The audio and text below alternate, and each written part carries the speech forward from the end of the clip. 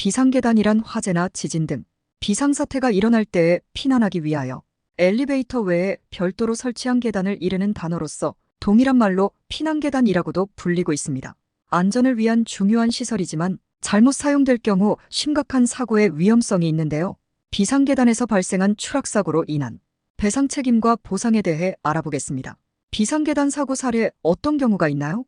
저녁 식사 및 음주를 한 뒤 아파트 비상계단을 내려가다가 발을 헛딛는 바람에 넘어져 구르면서 후두부 2개 골절을 당하였고, 사고 후 치료 과정에서 사망하는 사고, 음주 상태에서 노래방 이용 중 흡연을 위해 비상계단으로 이동하였고 술에 취해 몸을 가누지 못하고 난간 너머로 추락하는 사고로 족관절이 골절되는 사고 등이 있을 수 있습니다.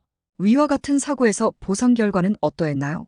첫 번째 사례의 경우 누구나 자유롭게 이용 가능하고 유사시 언제든지 신속하게 대피 이용할 수 있도록 적절하게 유지, 관리될 필요성이 있는 비상계단에 조명이 작동하지 않아 어두운 상태였다면 통상 갖추어야 할 안전성이 결여된 하자가 있다고 판단되어 전체 손해액 중 30%를 인정받은 사례에 해당합니다. 두 번째 사례의 경우 노래방에서 발생한 사고로 다중이용업소 특별법이 적용되어 1m 20cm 이상의 난간 등이 설치되어야 하나 난간이 설치되지 않아 사고가 발생한 것으로 확인되어 손해배상이 인정된 사례입니다. 보상 처리 진행 과정에 대해서도 설명해 주시죠.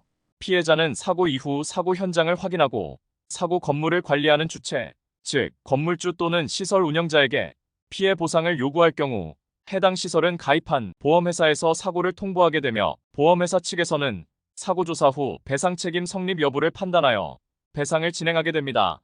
하지만 시설에서 가입한 보험이 없다면 개인 합의 또는 소송을 통해 보상을 진행해야 합니다. 이런 사고에서 법률과 보상 전문가의 필요성이 있나요? 비상계단에서 발생한 사고 중 실제 긴급 상황 중 발생한 사고의 경우에는 배상 책임 성립 여부에 대한 분쟁이 크지는 않습니다. 하지만 사고 사례에서 말씀드린 것과 같이 음주 상태 또는 단순 실수로 시설 이용 중 발생한 사고의 경우 피해자의 피해가 큰 중상해 또는 사망사고에 해당하더라도 배상 책임 자체가 성립하지 않는 경우가 다수 발생할 수 있습니다. 또한 배상 책임이 성립한다고 하더라도 피해자의 과실에 따른 합의금 감소, 장애 인정 여부에 따른 손해액 산정이 어떤 주장을 펼치는지에 따라 천차만별로 달라지기에 전문가와의 상담을 통해 상황에 맞는 피해 주장이 필요합니다. 오늘도 자세한 설명 감사합니다. 만약 비상계단 추락사고로 인해 보상 과정에 어려움을 겪고 계시다면 보험금 그것이 알고 싶다를 통해 궁금한 사항을 남겨주시면 빠른 시간 안에 답변 드리겠습니다. 끝까지 영상 시청해 주셔서 감사합니다.